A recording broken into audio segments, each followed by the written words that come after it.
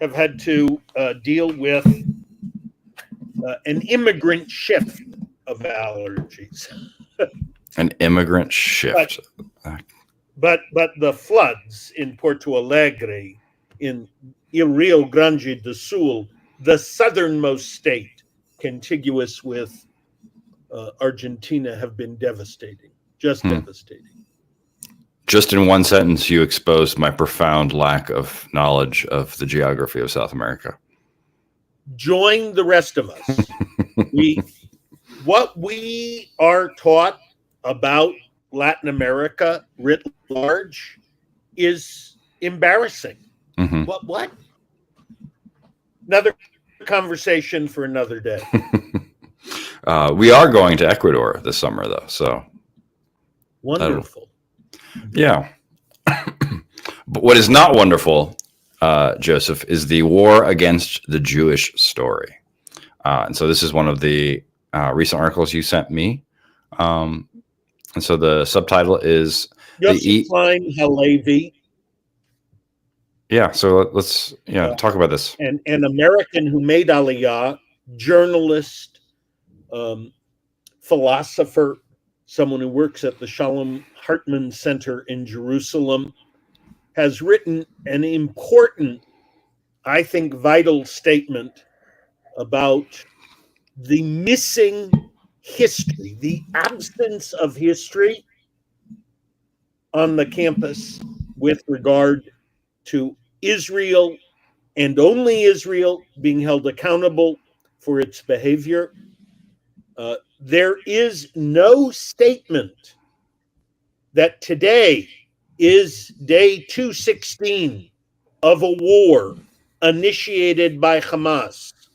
There remain 132 hostages, 37 of whom have already been declared dead. It's as if the story is about Israel, then Zionism. It is not about a war initiated by an eliminationist terrorist organization. Mm-hmm. Similar op-eds in the New York Times over the last 2 days by Bret Stephens and Tom Friedman.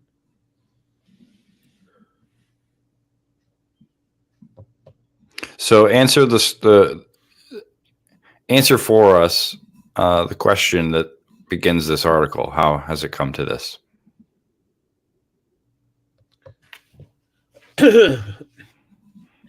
When I was a professor at St. Cloud State University, I began in 2002.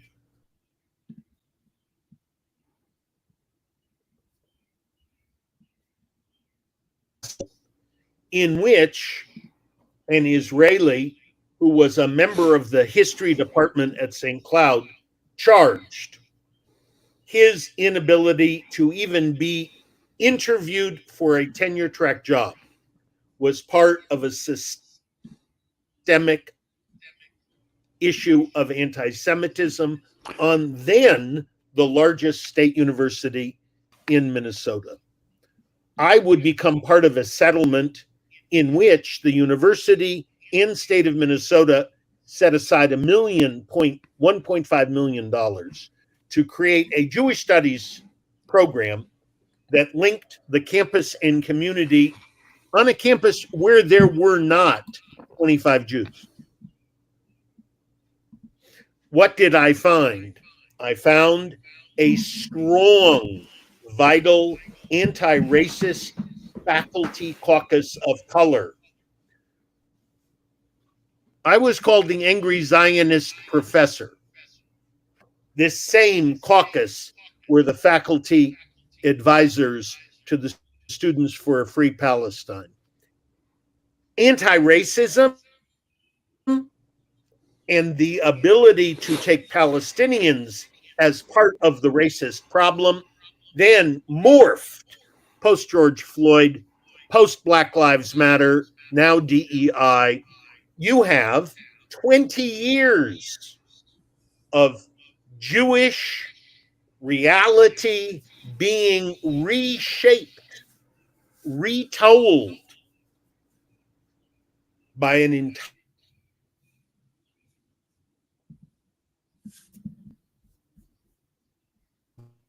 of Zionism has no historical context. It has a political, ideological context. Yeah, the Palestinians are the oppressed. Israel / Zionist / all Jews. the article says this moment didn't happen in a vacuum. The anti Zionist forces in academia have been preparing the ground for decades, systematically dismantling the moral basis of each stage of Zionist and Israeli history.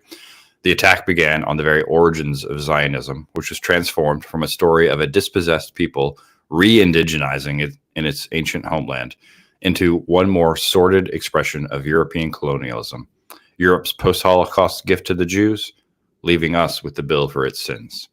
Next, the birth of Israel in 1948 was reduced to the catastrophe, a Palestinian narrative of total innocence that ignores the ethnic cleansing of Jews from every place where Arab armies were victorious, and the subsequent uprooting of the entire Jewish population of the Muslim world. Post 1967, Israel was cast as an apartheid state, turning Zionism, a multifaceted movement representing Jews across the political and religious spectrum, into a racist ideology, and reducing an agonizingly complex national conflict into a medieval passion play about Jewish unfaithfulness.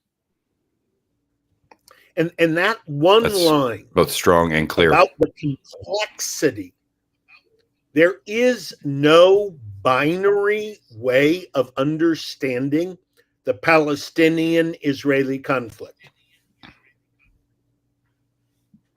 But when the issue is only read, in my view, misread, through the problem of oppressor and oppressed, when it's the colonial settler product, when the very existence of the Jewish state is denied,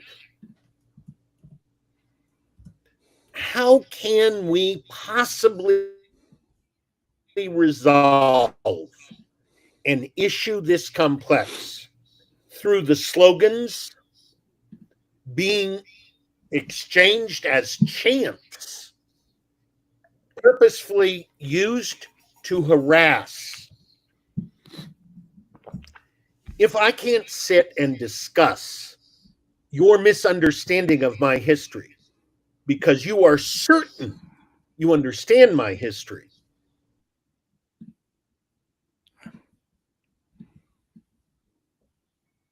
of another, where is the conversation? Where is the possibility of dialogue? Where could solutions be found when the complexity is stripped, no historical perspective offered? And I think what Yossi Klein Halevi is asking us to do as a Jewish community is go back and claim the burden of telling this complex historical narrative. We thought Dara Horn's whole perspective, Jews love dead Jews, people love dead Jews. We thought, approaching 80 years after Auschwitz,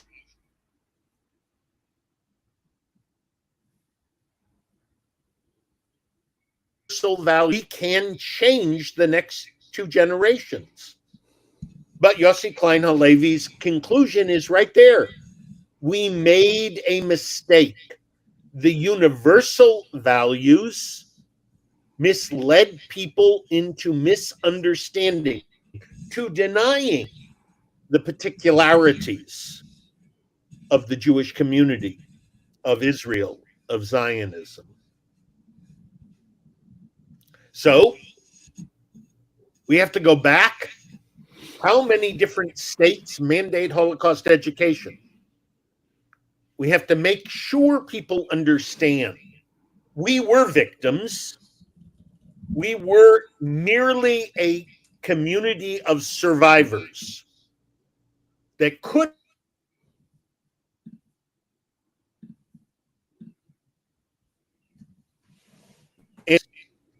and we created a new place that had been ours since the time of the Bible. Mm-hmm. Is there a shared reality? Absolutely. The UN divided the land between two communities. At no point did either community ever understand it would be other than a shared experience. How does that work for us? It has failed. Neither community has leaders willing to absorb the Sisyphean mountain to be climbed with the rock of history. We share this. We go back to Genesis 12. I'm going to take you to a land you don't yet know. Oh, by the way, you're sharing it. It's never been ours alone. Never. We are required to figure out the most difficult of all human skill sets. How do I see you as necessarily being a part of my life? Yeah. That has to do with issues of gender, race, economy, ethnicity. It is not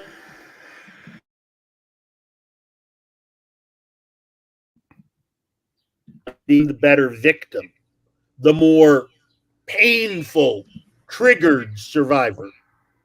So Klein says, go back and figure out how to teach this story for the unique particularities of our resilience, our resistance, not to the exclusion of Palestinians, but certainly in correcting, not intifada forever, not from the river to the sea to the exclusion of anybody but me. So, One how of do you the think that's? um, I thought kind of zeroing in on anti-Semitism as unique and different from generic racism was an important part of this article. And so he writes, this moment requires a fundamental rethinking of the goals and methodology of Holocaust education. By overemphasizing the necessary universal lessons of the Holocaust, many educators too easily equated anti-Semitism with generic racism. The intention was noble, to render the Holocaust relevant to a new generation. But in the process, the essential lesson of the Holocaust, the uniqueness not only of the event itself, but of the hatred that made it possible, was often lost. Anti-Semitism is not merely the hatred of Jews as other, but the symbolization of the Jew. That is, turning the Jews into the symbol for whatever a given civilization defines as its most loathsome qualities. For Christianity, until the Holocaust, the Jew was Christ killer. For Marxism, the ultimate capitalist. For Nazism, the defiler of race. And now, in the era of anti-racism, the Jewish state is the embodiment of racism. Look, we remain a defiant people, always on the margin. 16 million of us in a global population of 8 billion. Makes no sense that this little country, now 9 million people, should be creating the primary focus, takes the air out of every room. Why do people hate? And I think more and more we need to use the word hatred. Anti-Semitism has become too easy to roll off our lips. Hatred makes people stop. and think about the behavior. Yeah. This is hatred. Does it begin with anti-Semitism on the campus? No, I don't think it does. I think most of these 19 and 20-year-olds have some reasonable intent to believe this is a just cause. It does begin with a loathing and contempt for the state of Israel. Then when you conflate words, Israeli, Zionist, what's the next word available? Jew. So you will remember I've said I begin every Bible class putting 4 words up on the board: Hebrew, Israelite, Jew, and Israeli. And the shock most people have, there are no more Hebrews and Israelites? They're really only just a people in Scripture? Jew is a term that really begins at the end of the biblical period? Really? Israeli only begin in 1948? Now add the word Zionist. If you have no historical context, if you don't understand where it began, how it began inside Western Europe, in response to hatred, French anti-Semitism. Hating the Jew is a part of Western culture. That does not change the nature of racism and what the Atlantic slave trade has done to an entire, quote, community who are Black. No, it does not. Nor what Western culture has done to the woman or the LGBTQ community. We must look at those we have rejected, pushed aside, hated. But the Jew goes back to the beginnings of Western culture because we gave the West ethical monotheism and a written scripture. So you can't get rid of us. We are at the very root of Western culture. And what we've watched since October 7th, since the middle of April, is American universities that I guess lack a curriculum that teaches basic historical critical reading. Well, I mean, everything I know about that part of the world in recent history comes from, Argo and Munich, 2 movies. Okay, there you go.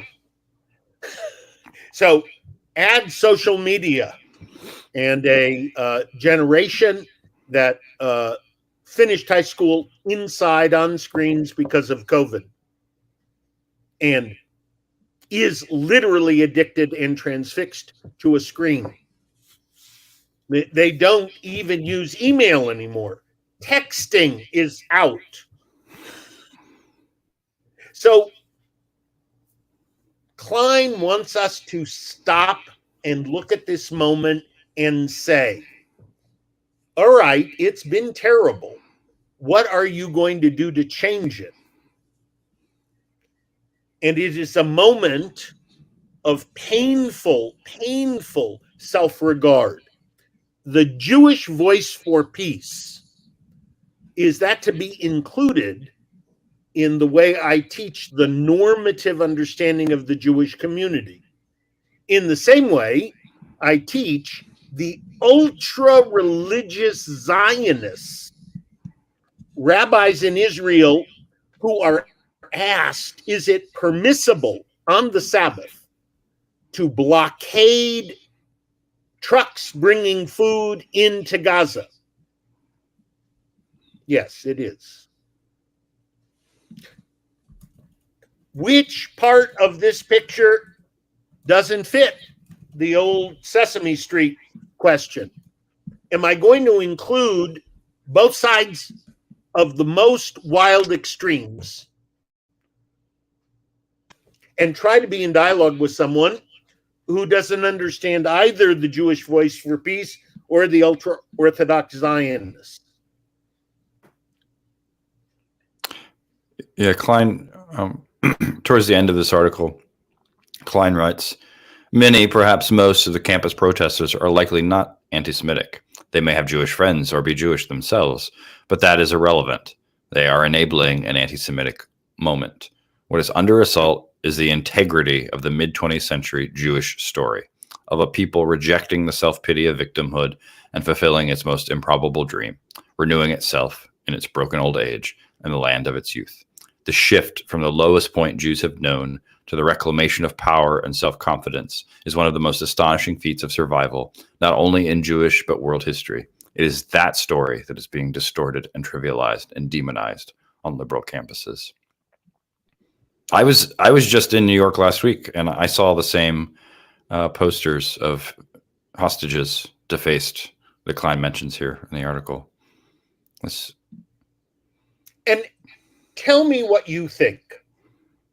A pastor, doctorate, worldly, sophisticated, what kind of person needs to take a marker and blot out someone's face who simply has been kidnapped as an innocent by Hamas?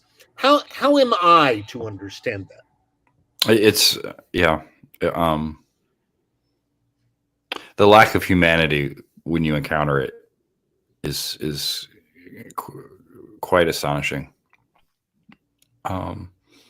Yeah, I mean that that same trip. So I mean, we were on the Upper East Side, just on the edge of Central Park, and there were a few young parents with strollers who were Jews, and my immediate impulse was to like look around and make sure they were okay, and that shouldn't be the case.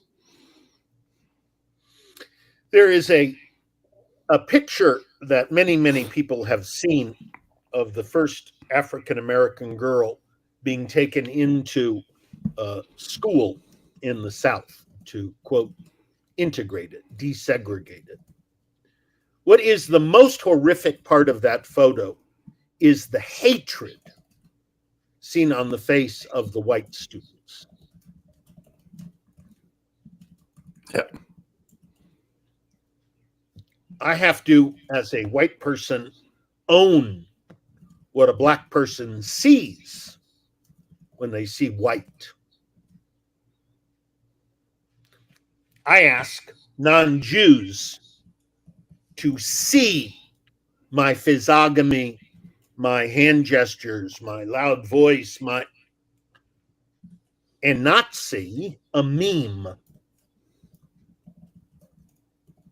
When wealthy Jewish donors to all of these major universities say, you're not going to get my money anymore, it is both appropriate and necessary, and simultaneously the worst possible meme of a Jew using their money as power.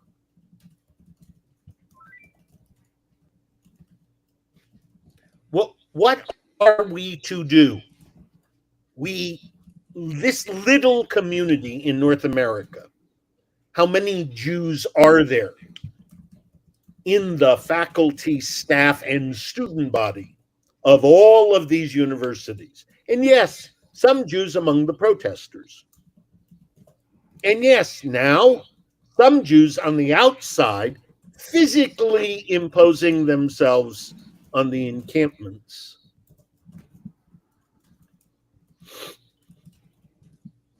The far right politics of Israel are televising these protests and showing the current political makeup of Israel. This is America. None of it helps find a center. No. All of it feeds the extremes, the fear. We will, in the days ahead, more and more talk about fear. as a political reality, as a reality certainly of interfaith dialogue. Can a Jew in a relationship with a Christian say, your silence is unacceptable? I mean, are you all saying that? Because you should say that. I don't hear you saying that. I hear you saying that. I don't hear other people saying it. I'm saying it. I think many Jews are afraid to take the risk of what it means to say that. And maybe that's the risk of not having enough Jewish Christian friendships. Or not cultivating them beyond kumbaya. This takes work. Being in a dialogue with a Christian for the stated purpose of growing Jewish Christian understanding.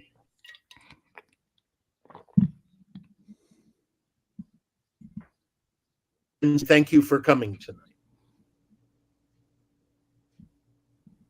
My dialogue with Catholics, I always knew I could get to a certain line on issues of abortion, issues of homosexuality. Then I had to move. Yeah. Is it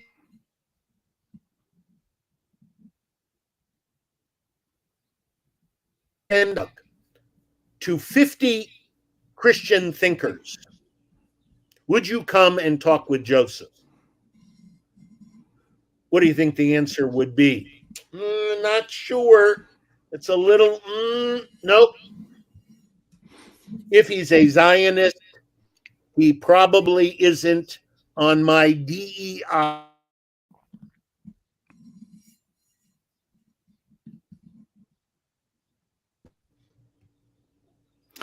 So Klein says, I'm interested in your thoughts. By focusing only on the immediate threat of the protests, we risk repeating the mistake we've made over the last decades of failing to adequately confront the systemic assault on our story. We are losing a generation, but we haven't lost yet. Like other radical movements, anti-Zionism could go too far in its righteous rage, potentially alienating the majority. Perhaps that process has already begun. Do you have a sense all the way down? Oh, I absolutely agree. Yes, there is no question that he has picked a sensibility, much the way Dara Horn has, and we are watching students who, quote, are not pro-peace. They are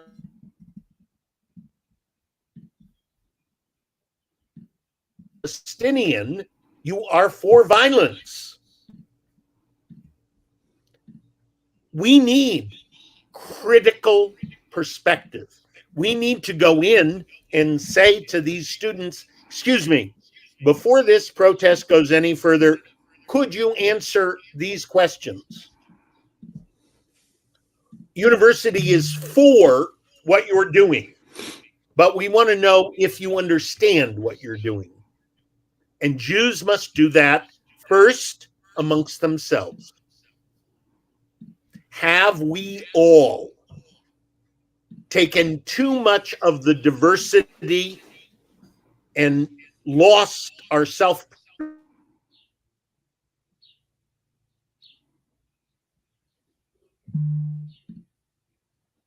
religious fascist Zionists who say it is permissible on the Sabbath to blockade a food truck, to starve the Gazans? No.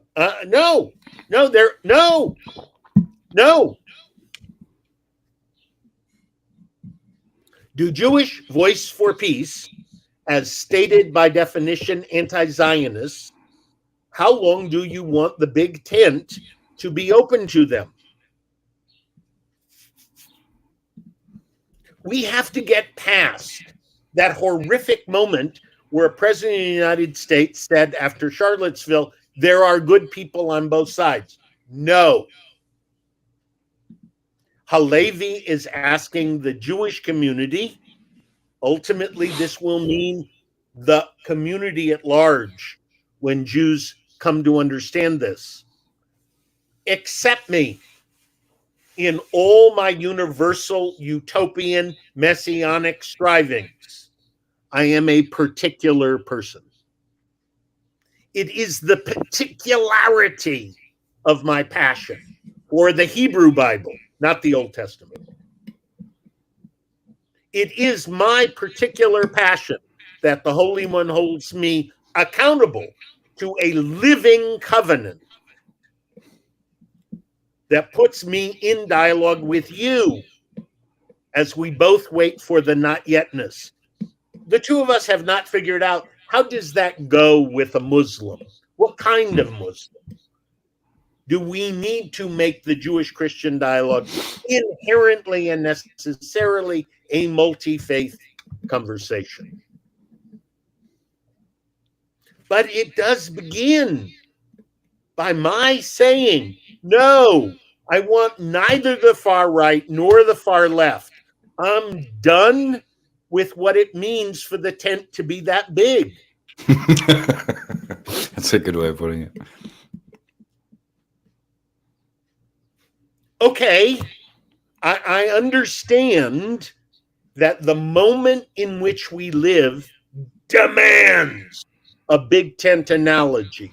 I'm exhausted from it. The upkeep is more than I can bear. I want something that is radically inclusive from the point of the center.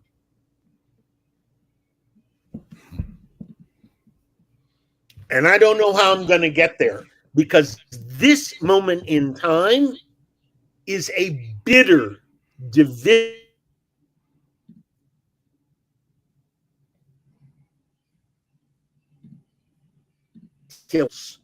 Can only be understood as silos. That's his. Don't worry about it. We will eventually win him over into the dominant ideology. No, no thanks. No, I won't be.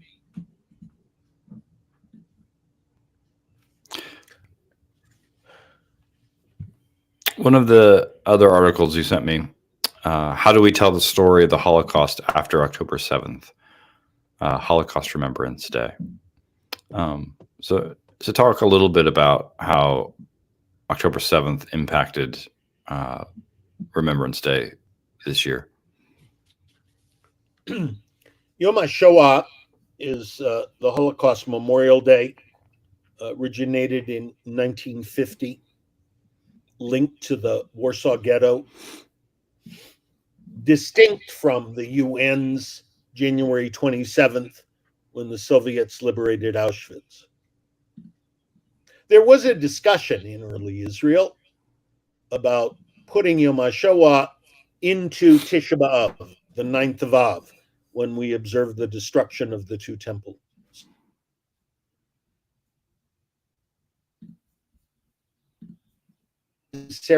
And that remains a painful conversation. What does the Shoah continue to mean? Especially as we've now begun to see the word genocide no longer uniquely linked. 6 million Jews perished. And they perished as the intentional product of a state mechanized program of extermination. The number 6 million is a number of happenstance. The goal was all Jews. 6 million was the number when the war ended. So we teach Jews to understand this occurred in Europe as initiated by a culture which was always held up to be the paragon of virtue and the Enlightenment. Over the years, as Europe has tried to deal with its own story, teaching the Holocaust, became wrapped up in global politics. Israel, now 75 years old, is never quite sure what to do with this. It does not want to be those survivors who came on a boat from displaced person camps after the war. It always said Aliyah, immigration to Israel, is the antidote to this product of hatred. Okay. Yeah. How do you remember the most vulnerable, horrific example of global silence and indifference and a unique fascist product of extermination? I don't know how to do it. When I had a pulpit, always had interfaith Holocaust memorials.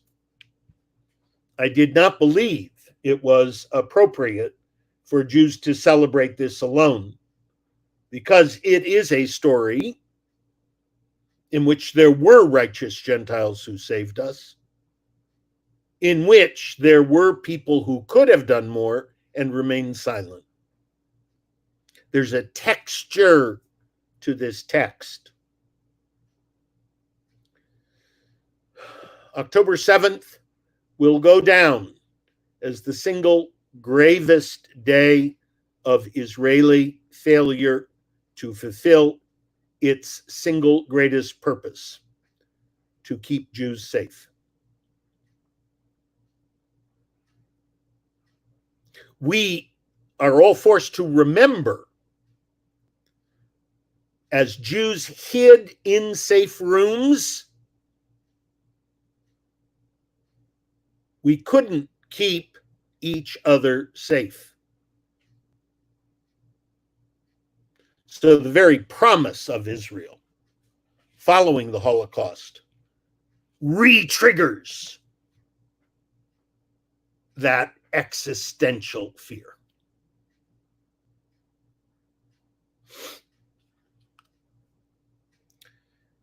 Then the whole question, the international court, the misuse and abuse of the idiom genocide, campus.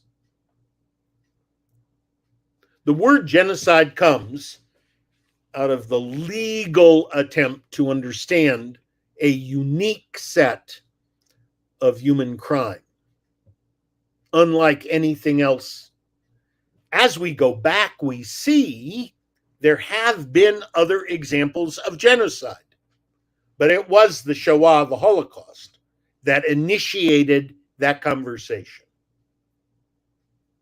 The genocides in Western colonial history of the indigenous people.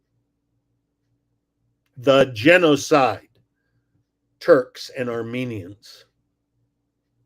But it means the intentional destruction of a single people. Its use in the current Gaza conflict is not historically correct.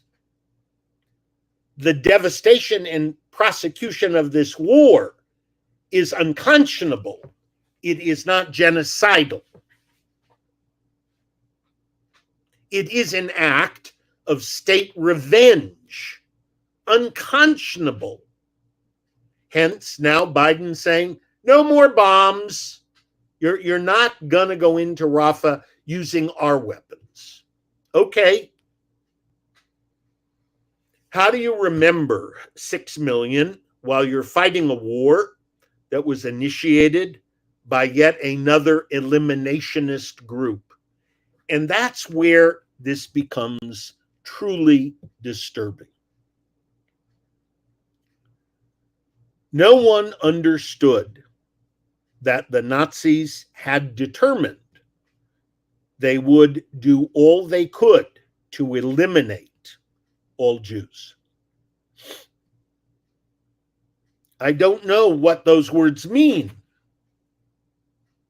Being born in 1946, I'm at the very end of what could ever be a global naivete about what human beings, when they want to, can accomplish.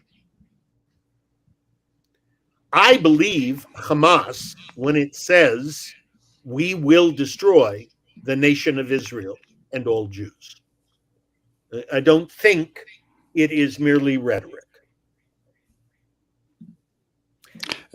When And you this, observe the Holocaust in the Hebrew calendar as determined in the state of Israel, you can't then take the immediacy of Jewish history out of looking backwards.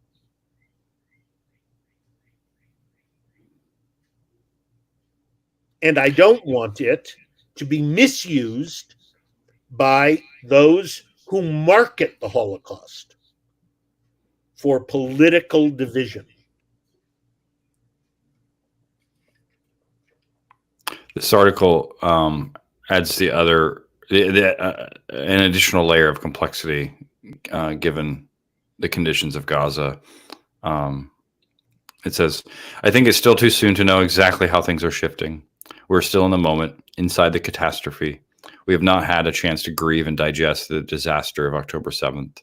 And in Gaza, there is something beyond what we imagined going on there.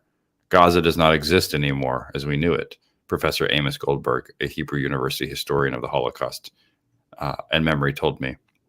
Israel has argued that its war in Gaza is legitimate self-defense against Hamas, but with the death toll rising to some 34,000 and the most extreme members of the Israeli government indulging the language of genocide, there are some in Israel who say the charge of genocide may not be far off the mark. Look, we cannot be the keepers of a unique history in which we lay claim to a moral sensibility because of what was done to us, and simultaneously ignore the exaggerated nature of what Israel has done. That's good. That's good. It's a good way of putting it. So here we are. We have the most right-wing Israeli government in its 75-year history, in which there are stated kahanists who only want the Israeli version of what Hamas wants. You now have it. You have actors on both extreme sides screaming and behaving in ways that rekindle the existential fear that came with the end of the war. What can you help people understand or imagine what the war right now would look like if the majority in Israel were able to choose a new government? What would be different? It's a very painful, difficult question, because Jews argue when they get in the car and they put up the app Waze. Waze was created in Israel. I didn't know that. Yeah, it was created in Israel. And I love hearing Jews yell at Waze, no, you don't know the way to go. So I can't imagine who that new government would be. Gantz, Lapid, even Bennett. There are no Perez's left. There's no Rabin left. The current pool of leaders in Israel is not simply shallow. It's non-existent. A part of why Bibi has lasted so long is the constant threat of violence has pushed the majority of the Israeli public to the right on the matter of security. So I have to be honest.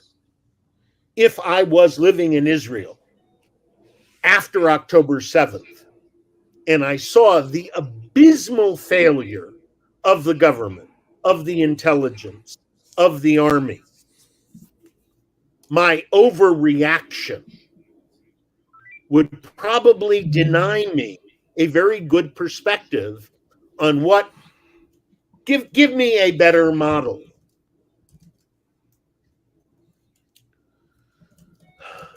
His current behavior with regard to pushing against a hostage deal and an admission of complete ceasefire has now pushed his coalition to its very brink. Here's what I need a new government to do, to be a transition to another election. And that election can't happen until Israel has grieved 37 of the 132 are already declared as dead, and there are more. Hamas has said, we will give you the bodies back, not all at once. So, how does Israel grieve, not only for those who have died on October 7th, and the hostages, and the members of the IDF who have died in now 7 months of war? This is a small country. Everybody knows somebody connected. Until they grieve, until they fully appreciate what has happened, I can't answer your question about what they could imagine as the next government. This government still mobilizes tens of thousands of protests because of its terrible right-wing program.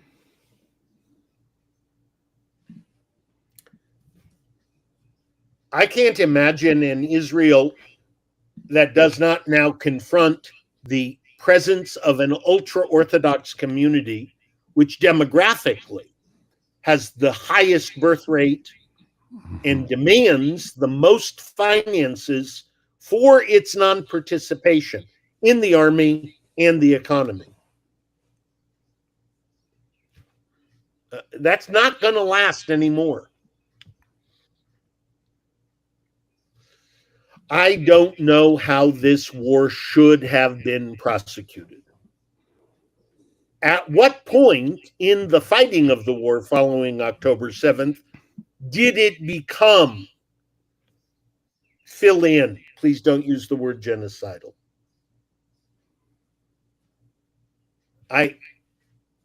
It's all I can do to remain a retired rabbi, university professor, sometimes in dialogue, to also then say, excuse me, I have an opinion about a terrorist organization that since 2008 has used its population while it wired the entire community like a suicide bomb. It's important to remember. I mean, you've made the point several times, but it's worth remembering that this quagmire and PR debacle is exactly what was intended with the attack on October 7th. There is no question. If there is to be a claim of genocide committed and you want the Israeli army held accountable, please add the Hamas terrorist organization. In building a community structured over tunnels, they intended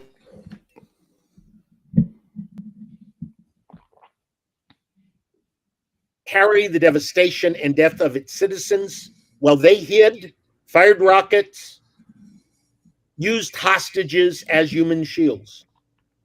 So, okay, this is a new generation of genocide marking.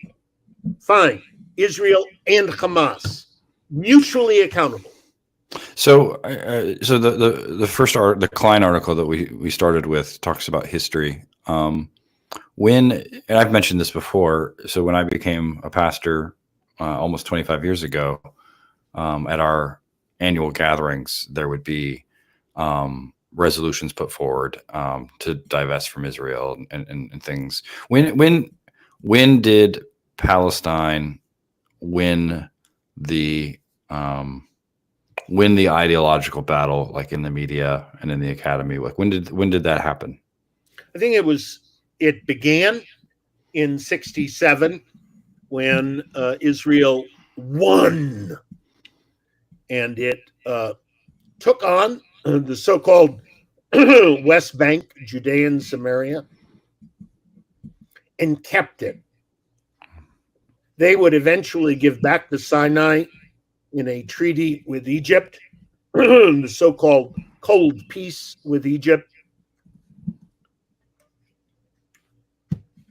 Another treaty with Jordan, but they maintained the West Bank.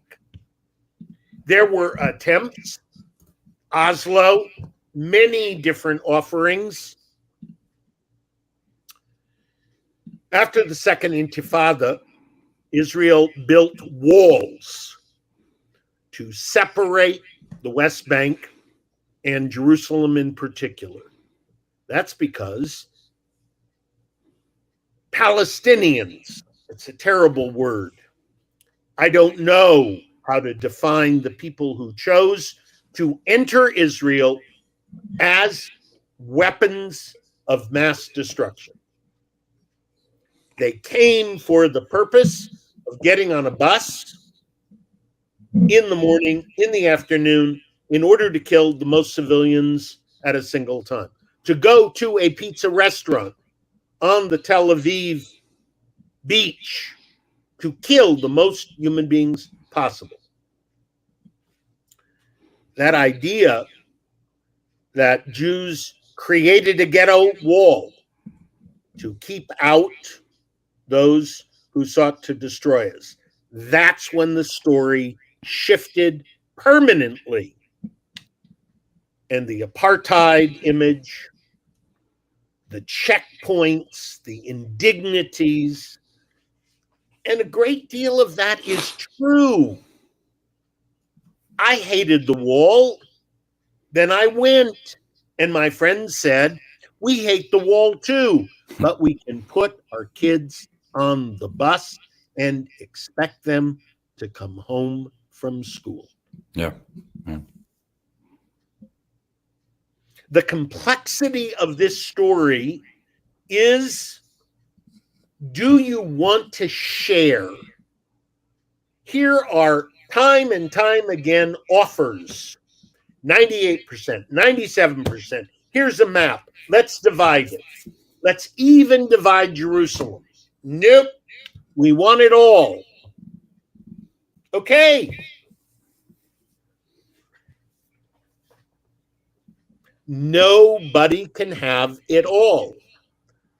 And the right today in Israel says, how progressive is your philosophy that it leads to self-destruction? Let's remember, many of the kibbutzim on the border with Gaza employed some of the very people who broke through and murdered people. The divisions destroy the hope of risk takers. So, since 67, we have been moving back and forth in this attempt to share. The failure of Oslo, the Second Intifada, the inability of the Palestinian Authority to provide the security it promised to secure. Fine, we'll build a wall. Okay? That is what a state is supposed to do. Protect its citizens. You don't like the wall, you're embarrassed by the wall. Yes, the people who don't want to share will now pay the price. I'm sorry. Sharon walked away from Gaza, did not dismantle it, left it in toto. Here it is, it's yours. Mistake, prophetic vision. Hamas won over the Palestinian Authority, and here we are today.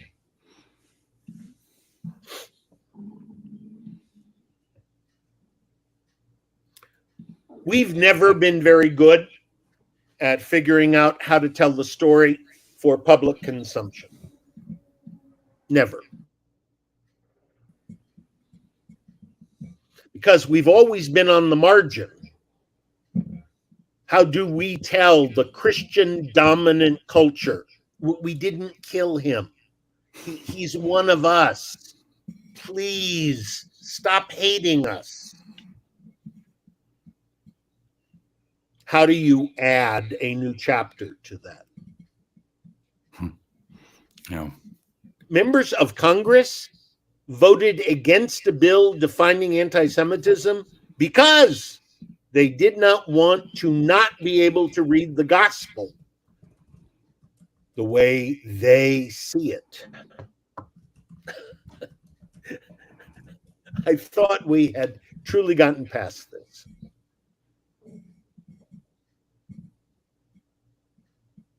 It's the more I listen to you, the more complex it becomes. And that is what I gained by being a rabbi at the Divinity School of the University of Chicago. I wanted to understand why I was obsessed with finding partners in dialogue, and we would say the same words and not understand each other because of the complexity, because of the ambiguity. And so every once in a while, we have to go back and say, excuse me, what do you mean? And some people in dialogue simply gave up. Nope, not interested, too complex. Nope. He's on the wrong side of history when he tells us he's a Zionist. Okay, fine. What's interesting, so on Monday nights right now, we are discussing the Barman Declaration, which is has its 90th anniversary at the end of this month. And just going back and looking at that, and the theologian Karl Barth, who was the primary author of the Declaration, later in his life regretted what he called the missing seventh thesis, that there was no explicit thesis about the Jews. And it's just like, so he's like the one guy, the one Christian in Germany who got it right? Like him and Bonhoeffer and a handful of other people. And they didn't go far enough in getting it right. I think the times, this is about what Yossi is correct about history. You have to know how to read the times in which you're defining the history that defines you. Mm-hmm. Yeah. Well, Joseph, thank you for this time. Always. And I'll wait 1 minute after you finish uploading.